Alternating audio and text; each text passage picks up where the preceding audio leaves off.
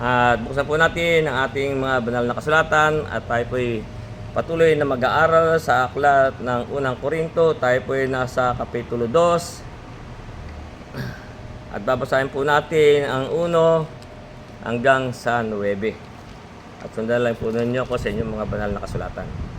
At dito po'y sinasabi ni Pablo, at ako mga kapatid ng pumarihan sa inyo, ay hindi ako napariyan na may kagalingan sa pananalita o sa karunungan na nagbabalita sa inyo ng patutuo ng Diyos.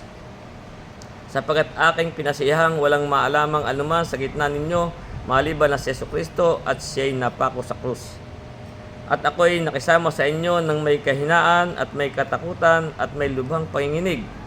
At ang aking pananalita at ang aking pangaral ay hindi sa mga salitang panghikayat ng karunungan, kundi sa patutuo ng Espiritu at ng kapangyarihan, upang ang inyong pananampalataya ay huwag masalig sa karunungan ng mga tao, kundi sa kapangyarihan ng Diyos. Gayunman ay nagsasalita kami ng karunungan sa mga may gulang, bagaman hindi ng karunungan ng sanlibutan ito o ng mga may kapangyarihan sa sanlibutan ito, na ang mga ito'y nauuwi sa wala, kundi sinasalita namin ang karunungan ng Diyos sa hiwaga, yaong karunungang italaga ng Diyos bago nilalang ang sanlibutan sa ikaluluwalhati natin, na hindi napakilala ng sinumang pinuno sa sanlibutan ito, sapagkat kung nakilala sana nila ay di pinako sa krus ang Panginoon ng kalwalhatian. Datapwat gayang nasusulat, ang mga bagay na hindi nakita ng mata, ni narinig ng tenga, ni hindi pumasok sa puso ng tao, anumang bagay na inihanda ng Diyos sa kanila na inihanda ng Diyos sa kanila na nangagsisiibig sa Kanya. Hanggang niya po muna ang ating babasahin at dito po yung ating pagbubulay-bulayan. Kaya nga, may babalik po natin sa talatang 1. Kaya nga sabi nga po dito ni Pablo, ako mga kapatid ng pumarihan sa inyo ay hindi napariyan na may kagalingan sa pananalita o sa karunungan na nagbabalita sa inyo ng patutuo ng Diyos. Kaya nga po si Pablo, ay ito po kaya nga sinabi niya, siya po hindi napariyan na may kagalingan sa pananalita o karunungan. Kundi, ang sabi nga po niya dito sa ikalawang Korinto, Kapitulo 1, sa talatang 2, kaya nga sabi niya rito, sapagkat ang aming pagmamapuri ay ito. Siya nga po hindi nagmamapuri ng mga ganong bagay, sabi, sapagkat ang aming pagmamapuri ay ito, ang patutuo ng aming budhi. Yun po ang kanyang sinasalita, yun po patutuo ng kanilang budhi. Sabi, ang patutuo ng aming budhi ayon sa kabanalan at pagtatapat sa Diyos. Ganyan po siya nagsasalita. Sabi, hindi ayon sa karunungan ng laman. Hindi po yun po ibig sabihin, hindi ayon sa karunungan ng tao. Hindi ayon sa karunungan ng laman, kundi sa biyaya ng Diyos na kami nag-uugali ng gayon sa sanlibutan at lalong sagana pa nga sa inyo. Kaya nga po nasabi niya sa dito na hindi sila napariyan na may kagalingan sa pananalita o sa karunungan. Ganyan po siya nagpapakababa at hindi po siya nagmamapuri sa salita ng Diyos. Kaya sabi na nagbabalita sa inyo ng patutuo ng Diyos. Yan po lang ang binabalita ni Pablo. Kaya nga bro, hindi sa kagalingan ng panalita o karunungan, kundi po sa patutuo ng Diyos. Kaya nga sabi sa 1:6 nitong unang Korinto, sabi, gaya ng pinagtibay sa inyo ang patutuo ni Kristo. Yan po ang kanilang ibinabalita, hindi po sa kagalingan ng panalita o ng karunungan. Kaya nga sa 2, ang sabi niya, sapagkat aking pinasihang walang maalamang anuman sa gitna ninyo maliban na si Jesucristo at siya'y napako sa krus. Ganyan lang po siya nangangaral at binabahagi ang patutuo ng Diyos. Kaya nga, kung tungkol na nga po sa pagkaligtas ng tao, lang po ang kanyang inaaral, yung pong si Jesucristo at siya'y napako sa krus. Yung po yung salita ng krus o ang ebanghelyo. Yun po ang kanyang pinangangaral. Kaya nga, ang sabi nga niya dito sa Galacia, Sa Galatia Kapitulo 6, talatang 14, kaya nga sabi niya rito, datapwat malayo nawa sa akin ang pagmamapuri. Kaya nga po siya po hindi nagmamapuri sa kanyang mga pananalita. Kaya sabi, malayo nawa sa akin ang pagmamapuri maliban sa krus ng ating Panginoon Kristo. Yun lang po ang kanyang pinangaral, yung pong krus ng ating Panginoon Kristo, nasa pamagitan niyaoy ang sanlibutan ay napako sa krus sa ganang akin, ako'y sa sanlibutan. Kaya nga po yung sinasabi niya, sapagkat aking pinasihang walang maalamang anuman sa gitna ninyo, maliban sa Jesucristo, at siya'y napako sa krus. Gaya lang po siya nangangaral ng Ebanghelyo.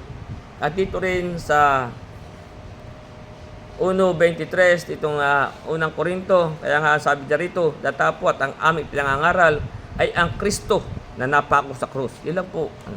Nasa Hudyo ay katitisuran at sa Hintil ay kamangmangan. Ganyan lang po sina Pablo nangangaral tungkol po sa ating kaligtasan. Yun po, doon lang po tungkol sa ating Jesucristo at siya'y napako sa krus. Yun po yung pinangaral nila, yung pong Ebanghelyo. Ito po yung salita ng krus. Kaya sa 3 hanggang basahin na po natin hanggang 5, na dito niya sinasabi, at ako'y nakisama sa inyo na may kahinaan at may katakutan at may lubhang panginginig. Ang aking pananalita at ang aking pangangaral ay hindi sa mga salitang panghihikayat ng karunungan, kundi sa patutuo ng Espiritu at ng kapangyarihan, upang ang inyong pananampalataya ay huwag masalig sa karunungan ng tao, kundi sa kapangyarihan ng Diyos. Ganyan po sila nangangaral, hindi po yung sabi nga sa 4, ang aking pananalita at aking pangaral ay hindi sa mga salitang panghihikayat ng karunungan. Hindi po sa katulad sa panahong ito na marami para lang makahikayat ng maraming taong makikinig. Tulad nung araw, naalala ko pa nga yun na yung ibang mga nangangaral ay meron pa mga kasama mga artista at marami pa silang mga ipinamimigay na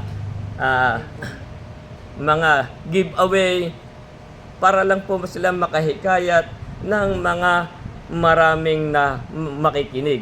Pero sina Pablo po ay hindi ganun po sila nangaral, na kaya nga sabi niya, ang aking panalita at ang aking pangaral ay hindi sa mga salitang panghihikayat ng karunungan, kundi sa patutuo ng Espiritu at ng kapangyarihan, upang ang inyong pananampalataya huwag masalig sa karunungan ng mga tao, kundi sa kapangyarihan ng Diyos.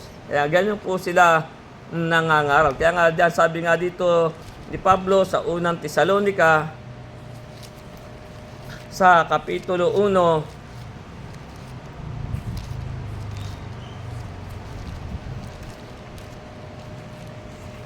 sa Kapitulo 2, simulan natin sa 3 hanggang 8. Kaya nga sabi ni Pablo rito sa unang Tesalonica 2, simulan natin sa 3. Ang sabi dito ganito, sapagkat ang aming inaaral ay hindi sa kamalian. Ganyan po silang nangangaral. Hindi sa karumihan, ni sa pandaraya. Ganyan po sila nangangaral. Hindi kaya nga sabi, ang aming inaaral ay hindi sa kamalian, ni sa karumihan, ni sa pandaraya, kundi kung paano kami minarapat ng Diyos upang pagkatiwalaan kami ng Ebanghelyo, ay gayon ang aming sinasalita. Kung paano pinagkatiwala sa ating Ebanghelyo, dapat din po tayo ang ating sasalitain. Hindi gaya ng nagbibigay lugod sa mga tao. Yung nga po, para lang sila makahikayat, magbibigay lugod sila sa mga tao. Yung pong iba, marami pang mga entertainment pa si artistang ganoon, magsasalita. Siyempre, dadami nga naman sila. Yun po yung naranasan namin nung araw na meron pa mga silang mga daladalang mga ipamimigay. Kaya nga sabi, kundi kung paano kami minarapat ng Diyos upang pagkatiwalaan kami ng Ebanghelyo ay gayon namin sinasalita, hindi gaya na nagbibigay lugod sa mga tao, kundi sa Diyos na sumusubok ng aming puso. Ganyan po natin ipangangaral. Sapagkat hindi kami nasumpungan nagsisigamit kailanman ng mga salitang paimbabaw. Ngayon ba gagamit pa ng ibang mga salitang paimbabaw.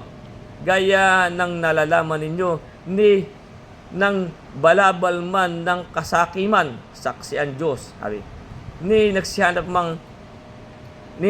man sa mga tao ng kapurihan, ni sa inyo man, ni sa iba man. Hindi po mga tayo hahanapan ng kapurihan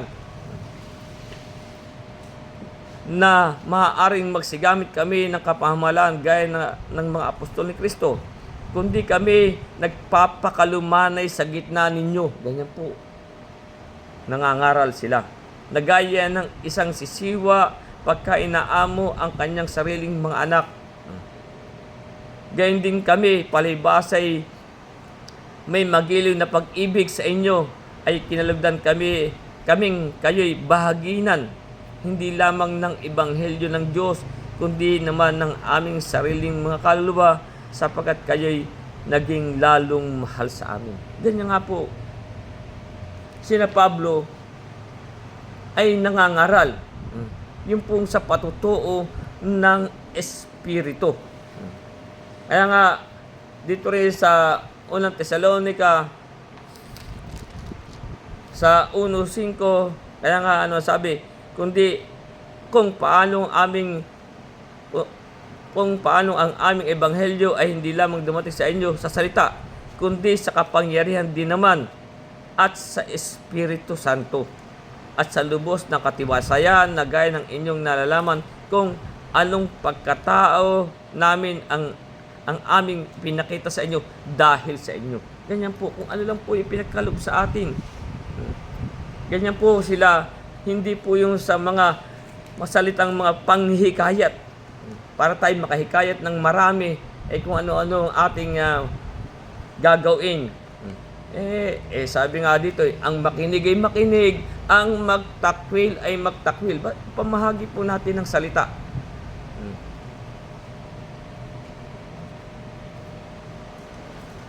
Kaya nga, ganyan po nangangaral sina Pablo. At dito sa 2 Korinto,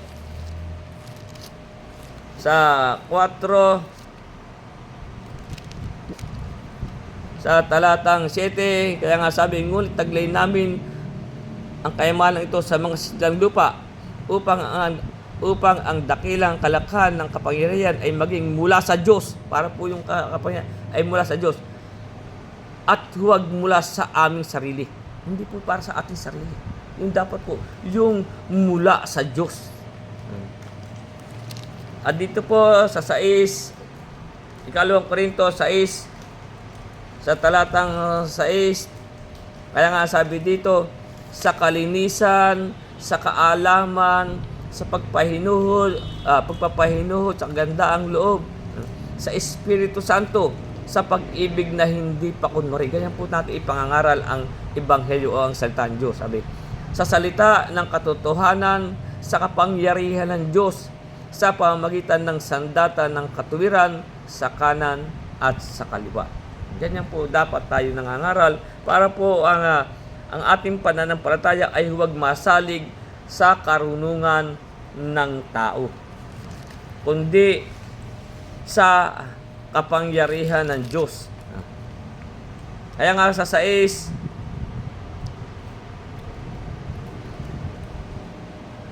sabi, gayon may nagsasalita kami ng karunungan sa mga may gulang, bagaman hindi ng karunungan ng sanlibutan ito o ng may mga kapangyarihan sa sanlibutan ito, ng mga ito'y nauuwi sa wala.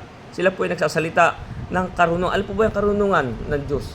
Ito po yung ating Panginoon Kristo. Kaya nga, ganyan may nagsasalita kami ng karunungan. Kaya nga, anong sabi nga po dito sa 1:24 nitong unang Korinto, ito po yung sinasalita ay karunungan. Ito po yung ating Panginoon Kristo. Kaya sabi sa 1:24 ng unang Korinto, Ngunit sa kanila na mga tinawag, maging sa mga Hudyo at mga Grego, si Kristo ang kapangyarihan ng Diyos at ang karunungan ng Diyos. Yan po ang ibig sabihin, ganyan nagsasalita kami ng karunungan. Yan po nagsasalita na tungkol sa ating Panginoong Hesus Kristo.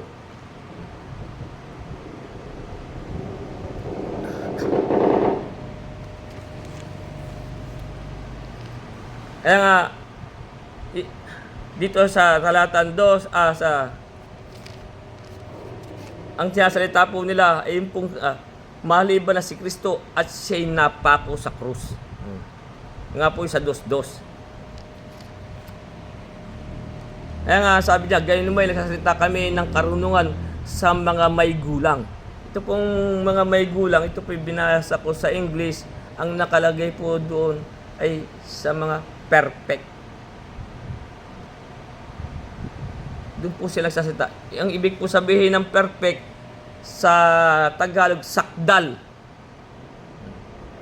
Kaya nga, kung ating kukali sabihin, ganyan may nagsasalita kami ng karunungan sa mga sakdal. Hindi po yung, kasi yun po ang babasahin po sa English, perfect. Doon po siya nagsasalita. Sino po yung mga sakdal? Yun po yung mga lumalakad sa bakas ng pananampalataya ni Abraham. Sapagkat nga po, si Abraham ay naging sakdal ang pananampalataya. At yung pong mga tumatalima sa Diyos. Yung po yung mga sakdal sa Diyos. Sapagkat nga, kung makikita po natin, ito po yung lumalakad sa bakas ng pananampalataya ni Abraham, na sabi nga dito sa Roma, ito po yung mga sakdal. Sa Roma 4:12,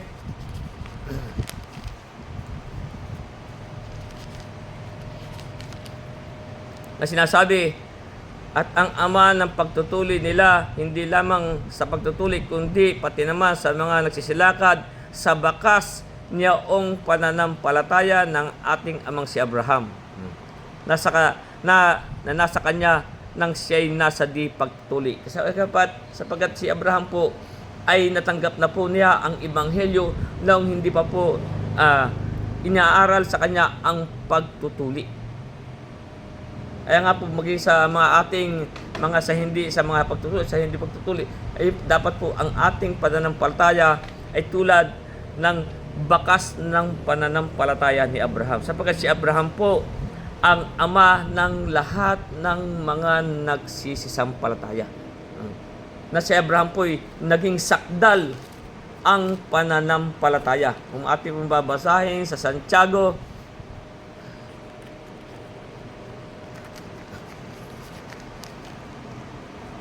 sa kapitulo 2,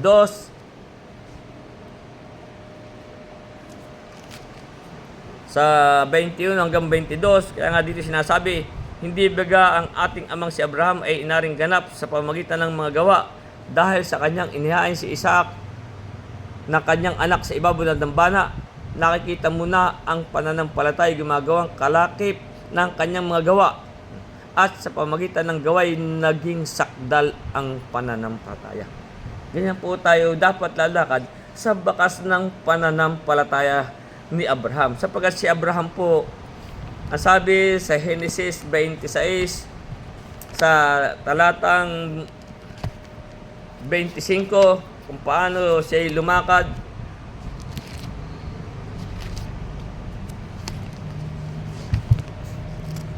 sa pananampalataya. Ang sabi sa Genesis 26, talata 5, kaya nga dito sinasabi, sapagkat sinunod ni Abraham ang aking tinig. Ganyan po tayo lalakad sa bakas ng pananampalataya ni Abraham. Sapagkat sinunod ni Abraham ang aking tinig, ginanap ang aking bilin, ang aking mga utos, ang aking mga palatuntunan, at ang aking mga kautusan. Ganyan po tayo lalakad sa bakas ng pananampalataya ni Abraham. Kaya nga rin sinasabi sa ating pinag-aralan, siya po nagsasalita ng karunungan sa mga may gulang. Ito po doon sa mga sakdal. At tayo po naman sa ating pagtalima sa salita ng Diyos ay tayo po sakdal sa Diyos. Ang sabi nga po dito sa unang Juan, Kapitulo 2, talatang 5, kaya nga sabi dito, 2:5 ng unang Juan, datapwat ang sino mang tumutupad ng kanyang salita. Ito po doon sa mga tumutupad ng salita. Tunay na sa kanya naging sakdal ang pag-ibig ng Diyos. Tayo po'y sakdal. Perfect po ang ating pag-ibig sa Diyos. Ayan, datapwat ang sino mang tumutupad ng kanyang salita. Tunay na sa kanya naging sakdal ang pag-ibig ng Diyos. At dahil dito ay nalalaman natin tayo'y nasa Kanya. Maging tayo, alam natin tayo sa Kanya. Bakit? Sapagkat tayo tumutupad ng Kanyang mga utos. Ito po ang ibig sabihin ng sakdal. Kaya nga dito po siya po nagsasalita ng karunungan sa mga sakdal. Bagaman hindi ng karunungan sa sanlibutan ito o nang may kapangyarihan sa sanlibutan ito, lang mga ito ay nauuwi sa wala. Hindi po doon sa mga may karunungan sa sanlibutan ito o yung pong mga may kapangyarihan, sapagkat yun po'y mauuwi lamang sa wala. Kaya nga sa ating napag-aralan na hindi marami sa mga sabi nga dito sa unang Korinto 1:26, ang sabi, sapagkat masdan ninyo ang sa inyong pagkatawag, mga kapatid, hindi ang maraming marunong sa ayos sa laman. Hindi po. Kasi yun nga po, hindi ang maraming marunong ayos sa laman. Hindi ang maraming may kapangyarihan. Hindi ang maraming mahal na tao ang mga tinawag. Bagaman may mga tinawag niyan, ang sabi nga, hindi marami. Hindi po dyan maraming tinawag. Sapagkat yan nga po ang sabi, nauuwi lang sa wala. Ano po yung maraming marunong? Yung po yung mga matatalino. Yung mga genius dito. Hindi yung maraming may kapangyarihan. Hindi po yung mga nasa mataas na katungkulan. Ibig po sabihin, yung mga namamahala sa pamahalaan.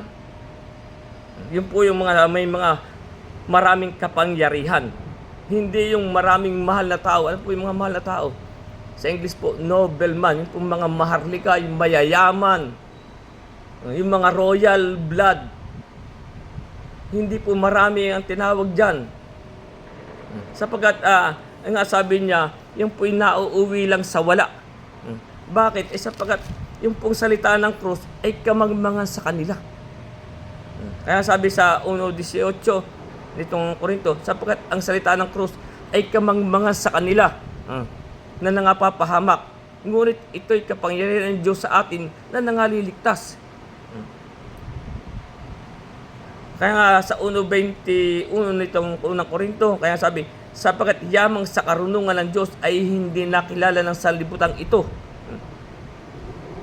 Ang Diyos, hindi po nila nakilala ang Diyos sa pamamagitan ng kanyang karunungan, yung sa kanilang mga katalinuhan. Kaya nga, at ay kinalugdan ng Diyos na iligtas ang mga nagsisampalataya sa pamamagitan ng kamangmangan ng pangangaral. Kaya nga, hindi po doon. Kaya nga, yung sabi dito sa ating pinag-aaralan, ngayon may nagsasalita kami ng karunungan sa mga may gulang, doon po sa mga sakdal. Sa perfect. Bagaman hindi sa karunungan sa liputan ito, unang mga may kapangyarihan sa liputan ito, nang ito'y nauuwi sa wala. Nauuwi lang po sa wala, sapagkat ito pong salita ng krus ay kamangmangan sa kanila. Kaya nga, hindi po marami sa kanila ang tinawag. Sapagkat ito po'y nauuwi lamang sa wala. Kaya nga,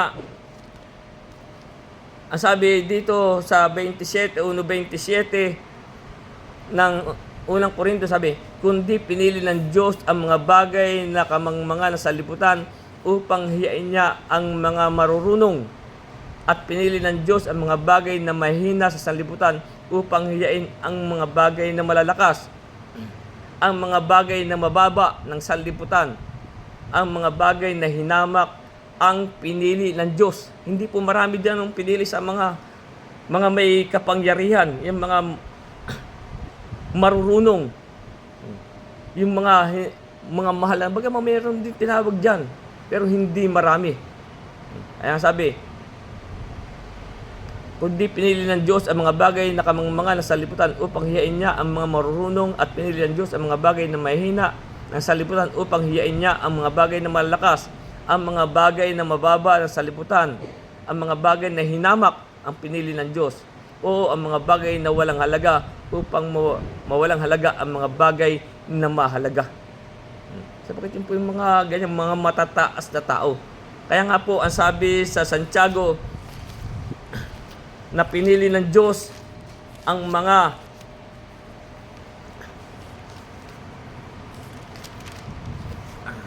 sa Santiago Kapitulo 2 sa talatang 5, kaya nga ang sabi dito ni Santiago, dingginin nyo mga minamahal kong kapatid, hindi baga pinili ng Diyos ang mga dukha sa sanlibutan ito upang maging mayaman sa pananampalataya. Kaya nga po, hindi po si Pablo nagsasalita ng mga karunungan ganyan, nagsasalita kami ng karunungan sa mga may gulang. Hindi po doon sa mga may kapangyarihan, hindi po doon sa mga marunong, ang karunungan sa libutan. Kaya nga, ang pinili po ng Diyos, sabi, dingginin nyo mga minamahal kong kapatid, hindi baga pinili ng Diyos ang mga dukha sa sanlibutan ito upang maging mayayaman sa pananampalataya at tagapagmana ng kahariang ipinangako sa mga nagsisiibig sa Kanya. Ito po doon sa mga nagsisiibig sa Kanya. Yun po yung mga nagsisiibig sa Diyos. Kaya, hindi po siya nagsasalita ng salita ng karunungan. Gayon may nagsasalita kami ng karunungan sa mga may gulang. Doon po siya nagsasalita. Sa mga perfect. Doon po sa mga sakdal. Hindi po doon sa mga may kapangyarihan. Yung po sa mga marurunong. Sapagkat yung po nauuwi sa wala. Kaya nga, ulitin ko yung 1:26. Sapagkat masdan ninyo ang pagkatawag sa inyo pagkatawag, mga kapatid, hindi maraming marunong ayon sa laman. Hindi po diyan maraming ang tinawag sa mga marunong sa laman. Hindi ang maraming may kapangyarihan, hindi po diyan marami ang tinawag. Hindi ang maraming mahal na tao ang mga tinawag. Sapagkat yung pong salita ng krus, kamangmangan sa kanila. Kaya nga, mas pinili pa ng Diyos ang mga dukha. Kaya sabi, digrin nyo mga minamahal ang kapatid, hindi baga pinili ng Diyos ang mga dukha sa sanlibutan ito upang maging mayaman sa pananampalataya. Doon po tumawag ang Diyos. Hindi po dyan sa mga maraming ganyan. Yan po'y nauuwi lang sa wala. Sapagkat ang krus po, ang salita ng krus ay kamangmangan sa kanila. Kaya nga,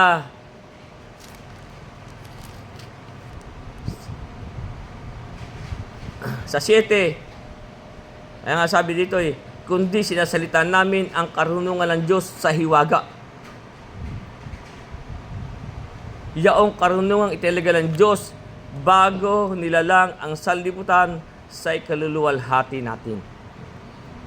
Kaya nga sa 4:1 ng unang Korinto, kaya nga sabi, ipalagay nga kami ng sinumang mga ministro ni Kristo at ng katiwala ng mga hiwaga ng Diyos. Sapagkat ito po ay noon pa, bago pa nilalang ang sanlibutan, ito po ay nakapanukala na. Ito nga po ay tungkol sa ating Panginoong Hesukristo. Kaya nga sabi po dito sa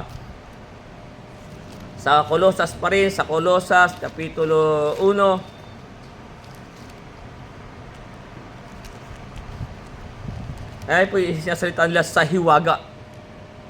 Sa 1, sa 25, basahin natin hanggang 28, kaya dito siya sabi, Kolosas 1:25, na ako'y ginawang ministro nito ayon sa pamamahala na mula sa Diyos na ibinigay sa akin para sa inyo upang maibihayag ang salita ng Diyos. Sabi, maging ang hiwaga na inilihim sa lahat ng panahon at lahi.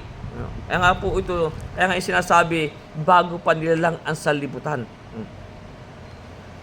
Kaya nga, maging ang hiwaga na inilihim sa lahat ng panahon at lahi, dapat ngay ipinahayag sa kanyang mga banal. Ito po doon sa kanyang mga banal. Nasa kanila minagaling ng Diyos na ipakilala kung ano ang kayamanan ng kaluwalhatian ng hiwagang ito. Ano yun? Ito'y sa gitna ng mga hintil. Sino po yun? Na ito'y si Kristo na nasa inyo. Ito po ang hiwaga ng Diyos. Sabi, na ito'y si Kristo na nasa inyo, na pag-asa ninyo sa kaluwalhatian. Kaya nga ito sa hiwaga, na siya naming inihahayag na pinaalalahanan ang bawat tao at tinuturuan ang bawat tao sa buong karunungan upang maiharap naming sakdal kay Kristo ang bawat tao. Dapat po tayo humarap na sakdal. Ibig po, perfect. Kaya pagdating ng ating Panginoon Kristo, dapat po tayo ay sakdal o sa English, perfect. Tayo po haharap. Upang kayo wag mapagwikaan. Sabi nga dito sa ating pinag-aralan dito sa unang Korinto sa 1:8, sabi, na siya namang nagpapatibay sa inyo hanggang sa katapusan upang huwag kayong mapagwikaan sa kaarawan ng ating Panginoon Kristo. Dapat po tayo humarap na sakdal para po tayo wag mapagwikaan sa kaarawan ng ating Panginoong Hesukristo. Kaya ituloy po natin yung ating binabasa sa Kolosas. Dito naman sa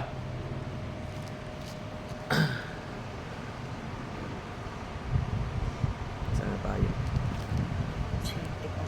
Sa 7 yan ulit natin yung 7. Kundi sinasalita namin ang karunungan ng Diyos sa hiwaga. Yaong karunungan itinalaga ng Diyos bago nilalang ang sanlibutan. Kaya nga dito sa Roma Kapitulo 16, ang sinasabi naman ni Pablo sa 25 hanggang 26, ang sabi, at gayon sa kanya na makapangyarihan na sa inyo'y makapagpapatibay ayon sa aking ebanghelyo at sa pangangaral ni Jesucristo, ayon sa pahayag ng hiwaga na natago sa katahimikan ng panahong walang hanggan. Ito po'y natago sa katahimikan ng panahong walang hanggan. Datapwat nahayag ngayon. Ito po'y ngayon nahayag sa pamamagitan ng mga kasulatan ng mga propeta. Ayon sa pinag-utos ng Diyos na walang hanggan, ay ipinakilala sa lahat ng mga bansa upang magsitalima sa pananampalataya. Ito nga po'y natago panunupuhat pa ng panahong walang hanggan. At sa Efeso, Kapitulo 3,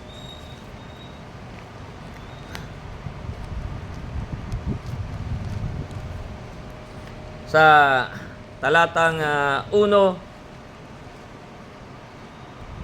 basahin natin hanggang 12. Kaya nga sinasabi dito, dahil dito akong si Pablo, na bilanggo ni Kristo Jesus dahil sa inyong mga hintil, kung tunay na inyong narinig yaong pagiging katiwala sa biyaya ng Diyos na sa akin ay binigay sa ikagagaling ninyo, kung paanong sa pahayag ay ipinakilala sa akin ang hiwaga, gaya ng isinulat ko nung una sa ilang salita. Sa pamagitan niyaon, sa pagbasa ninyo ay inyong mapagtalastas ang aking pagkakilala sa hiwaga ni Kristo. Sapagkat nga siya salita niya sa hiwaga na ng ibang panahon ay hindi pinakilala sa mga anak ng mga tao na gaya ngayon ay pinahayag sa kanyang mga banal na apostol at propeta sa Espiritu na ang mga hintil ay mga tigapagmana at mga kasangkap ng katawan at mga may bahagi sa pangako na kay Kristo Jesus sa pamamagitan ng Ebanghelyo. dito'y ginawa akong ministro ayon sa kaloob ng biyayang yaon ng Diyos na sa akin na ibinigay ayon sa paggawa ng kanyang kapangyarihan.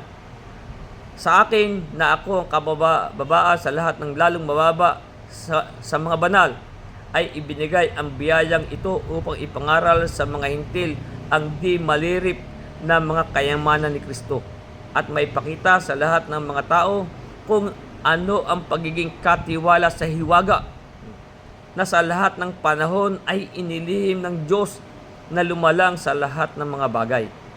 Ngayon sa pamamagitan ng iglesia ay maipakilala sa mga pamunuan at sa mga kapangyarihan sa sangkalangitan ang kapuspusan ng karunungan ng Diyos ayon sa panukalang walang hanggan na ipinanukala kay Kristo Jesus na Panginoon natin. Ito po yung nakapanukala noong paman. Nasa Kanya ay meron tayong lakas ng loob ng pagpasok na may pag-asa sa pamamagitan ng ating pananampalataya sa Kanya. Dahil po may pagpasok po sa pamamagitan ng ating pananampalataya sa Kanya. Kaya nga po sabi kung paano kundi sinasalita namin ang karunungan ng Diyos sa hiwaga. Yaong karunungan italaga ng Diyos bago nilalang ang sanlibutan sa ikaluluwalhati natin.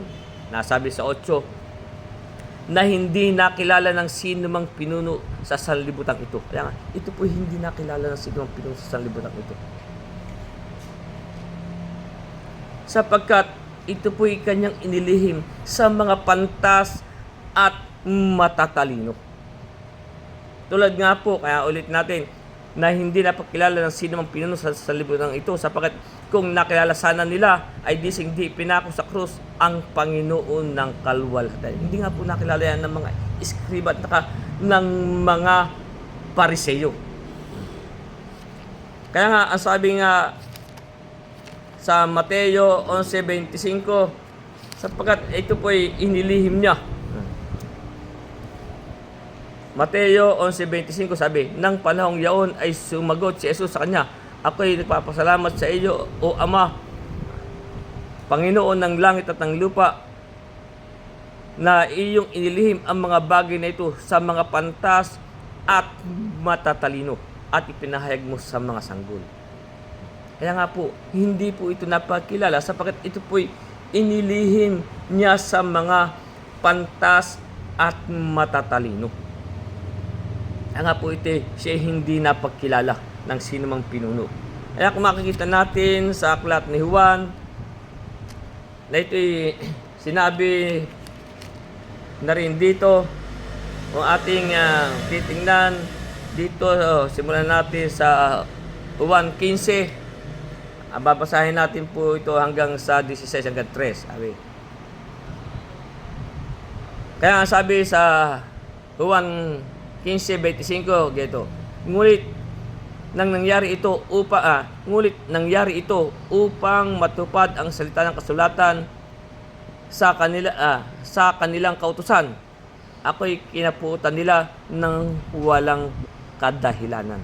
Kaya nga po nung dumating ang ating Panginoon Kristo, siya na po inapuot. Kaya sabi, ngulit nangyari ito upang matupad ang salitang nasusulat sa kanilang kautusan. Ako'y kinapuutan nila ng walang kadahilanan. Tatapat pagparito ng mga aliw na aking susuguin sa inyo. Ito po yung kasulat dito ay mga apostol. Mula sa Ama, sa mga bagay, ang espiritu ng katotohanan na nagbubuhat sa Ama ay siyang magpapatotoo sa akin. Sabi. At kayo naman ay nagpapatotoo sapagkat kayo'y nangakasama ko buhat pa ng una. Kaya nga sa 16 sabi, ang mga bagay na ito'y aking sinasalita sa inyo upang kayo'y huwag mga tisod. Kasi ang nga po, mga apostol po kausap niya rito. Kayo'y palalayasin nila sa mga sinagoga. Sabi, oo, dumarating ang oras na ang sinumang pumatay sa inyo ay akalaing naghahandog siya ng paglilingkod sa Diyos. Ang mga bagay na ito ay gagawin nila. Alam po ito ng ating Panginoon Ang mga bagay na ito ay gagawin nila sapagkat hindi nila nakilala ang Ama ni ako man. Hindi nga po niya nakilala sapagkat nga po ito'y inilihim niya doon sa mga pantas at matatalino. Kaya nga ang sabi ni Pablo,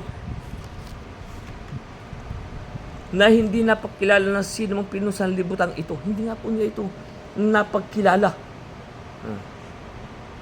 Kaya nga, umakita natin pa rin dito sa Gawa 3, nung nangangaral ang mga apostol. Simulan natin sa 13. Ang sabi ganito, ang Diyos ni Abraham, ni Isaac, ni Jacob, ang Diyos ng ating mga magulang ay niluwalhati ang kanyang lingkod na si Jesus, na inyong ibinigay at inyong tinanggihan sa harap ni Pilato upang pasiyahan nito na siya'y pawalan. Datapat inyong pinakatanggihan ang banal at ang matuwid na ito, at inyong hiningi na ipagkaloob sa inyo ang isang mamamatay tao, at inyong pinatay ang lumikha ng buhay na binuhay ng Diyos na maguli sa mga patay. Mga saksi kami ng mga bagay na ito. At sa pamamagitan ng pananampalataya sa kanyang pangalan ay pinalakas ng kanyang pangalan ang taong ito na inyong nakikita at nakikilala. Oo, ang pananampalataya sa pamamagitan niya ay nagkaloob sa kanya nitong lubos na kagalingan sa harap ninyong lahat. At ngayon mga kapatid, nalalaman ko na inyong ginawa yaon sa di pagkaalam. Hindi nga po niya, ginawa nila sa di pagkaalam. Gaya ng ginawa rin naman ng inyong mga pinuno. Hindi nga po kasi nila nakilala ang ating Panginoong Kristo. Sabi, dapat ginanap ang mga bagay na paunang binalita ng Diyos sa pamamagitan ng bibig ng mga propeta na ang kanyang Kristo ay magbabata. Alam po nila na ang ating pong Panginoong Kristo ay magbabata.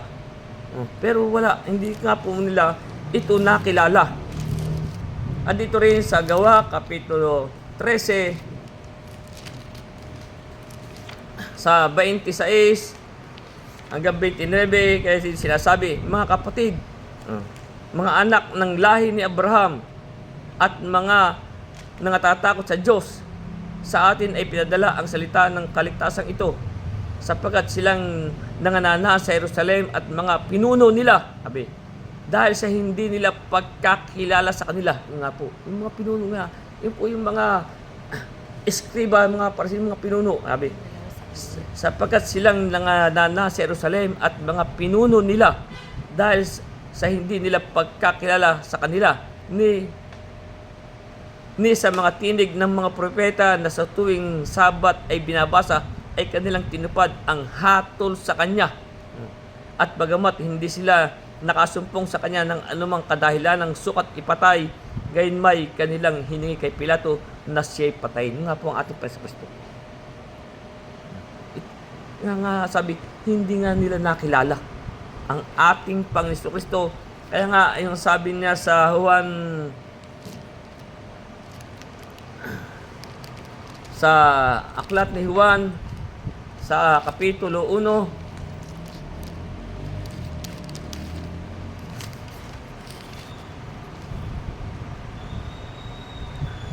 sa talatang 11, kaya nga sabi, siya'y naparito sa sariling kanya, siya'y hindi tinanggap ng mga sariling kanya. Hindi nga po siya nakilala.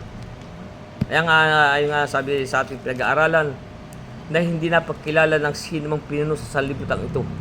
Kung nakilala sana nila, ay hindi pinako sa krus ang Panginoon ng kalwalhatian. Hindi nga po nila nakilala ang ating Panginoon Kristo. Hanggang sa panahon pong ito, sila nag-aantay pa rin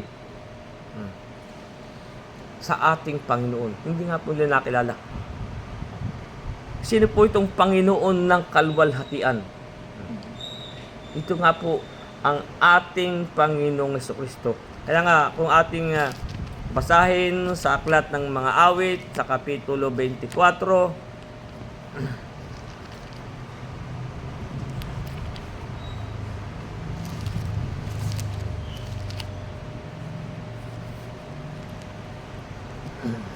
sa talatang 8, kaya nga sabi dito, sino ang hari ng kalwalhatian? Kaya sabi, ang Panginoon. Yun po, ang Panginoong malakas at makapangyarihan. Yun po ang hari ng kalwalhatian. ang Panginoong makapangyarihan sa pagbabaka. Sa Gs, 24G, sabi, sino ang hari ng kaluwalhatian? Ang Panginoon ng mga hukbo. Siya ang hari ng kaluwalhatian. Kaya kung ating makikita sa aklat ni Timoteo, Kapitulo 6,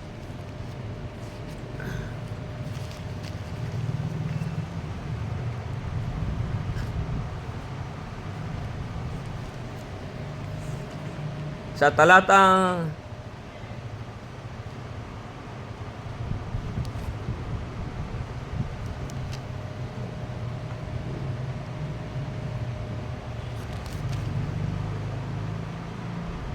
sa 14, kaya nga sabi dito, unang Timoteo 6:14, natuparin mo ang utos na walang dungis, walang kapintasan hanggang sa pagpapakita ng ating Panginoong Kristo, na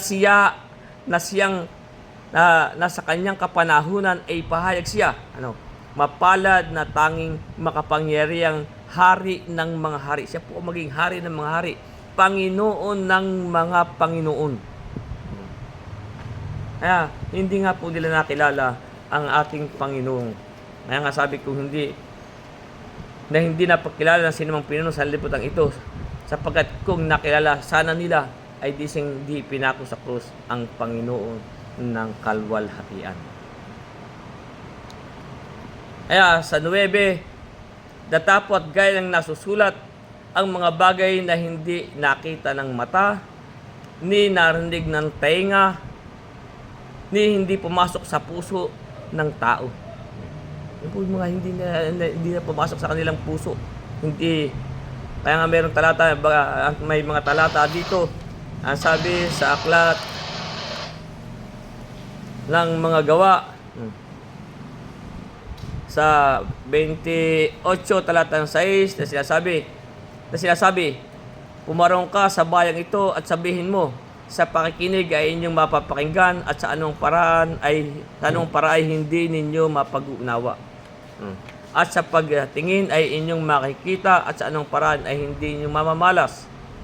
Kaya nga po, sapagkat tumapal ang puso ng bayang ito at mahirap makarinig ang kanilang mga tenga at kanilang ipinikit ang kanilang mga mata, baka sila'y makakita ng kanilang mga mata at makarinig ang kanilang mga tenga at makaunawa ang kanilang puso at muling magbalik loob at sila'y aking pagalingin. Kaya nga, yung nga po sinasabi, tatapat gaya na sulat ang mga bagay na hindi nakita ng mata, ni narinig ng tenga, ni hindi pumasok sa puso ng tao.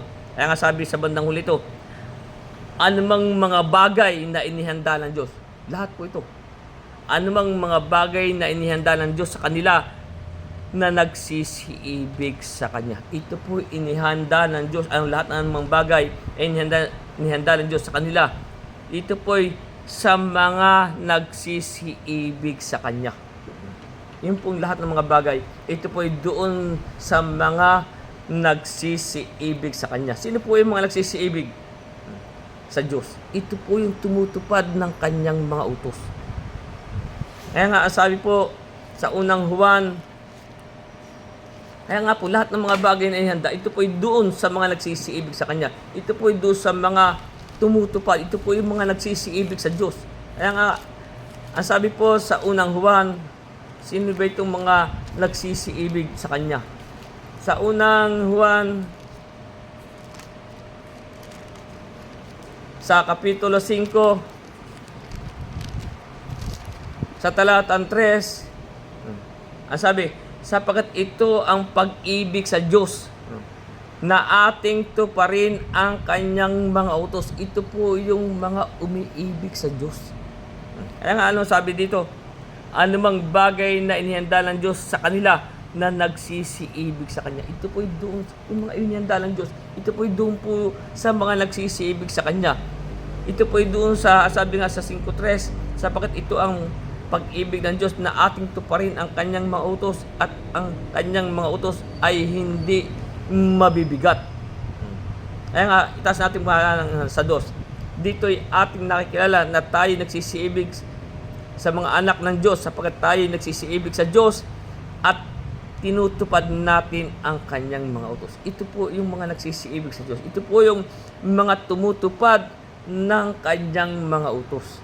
Kaya nga sabi ng ating Panginoon Kristo sa Juan 14:15, kung ako'y inyong iniibig, ay tutuparin ninyo ang aking mga utos. Kaya anumang bagay na ihanda ng Diyos, ito po'y doon sa mga nagsisiibig sa Kanya.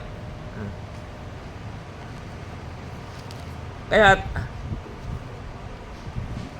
dito pa rin sa Juan sa 2:5, kaya nga sabi,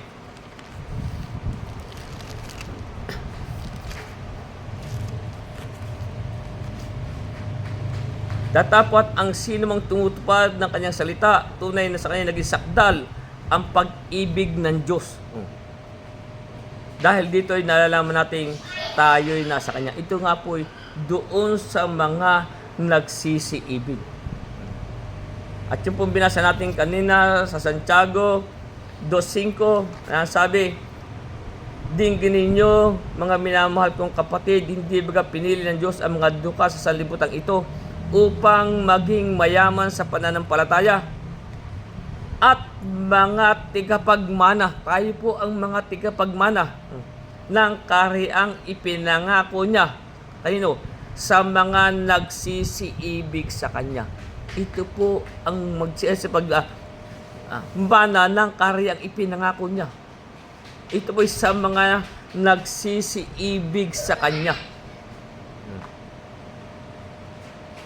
Kaya ito pong mga kaya nga sabi,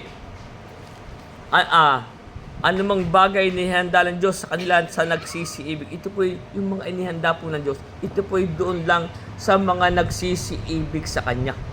Ito po doon sa mga tumutupad ng Kanyang mga utos.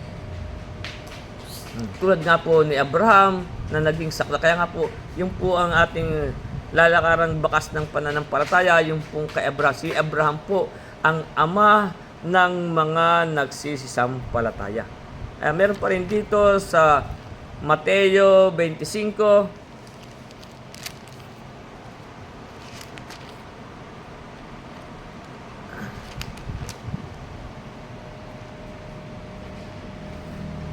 Kaya nga, sabi sa 34, kung magkagay sasabihin ng hari na nanga sa kanyang kanan, magsiparito kayo, mga pinagpala ng aking ama. Manahin ninyo ang kahariang nakahanda sa inyo, buhat ng itatag ang sanlibutan. Ito po'y buhat pa. Meron na po nakapangako sa atin. Ito po'y doon sa mga nagsisiibig sa Kanya. Ito po'y doon sa mga tumatalima. Kaya nga, yung huli po ng talata 9, anumang bagay na inihanda ng Diyos sa kanila na nangagsisiibig sa Kanya. Ito po doon po sa nagsisiibig. Doon po sa mga tumutupad ng Kanyang salita. Kaya hanggang dyan po muna ang ating pag-aaral at tuloy na po natin sa susunod.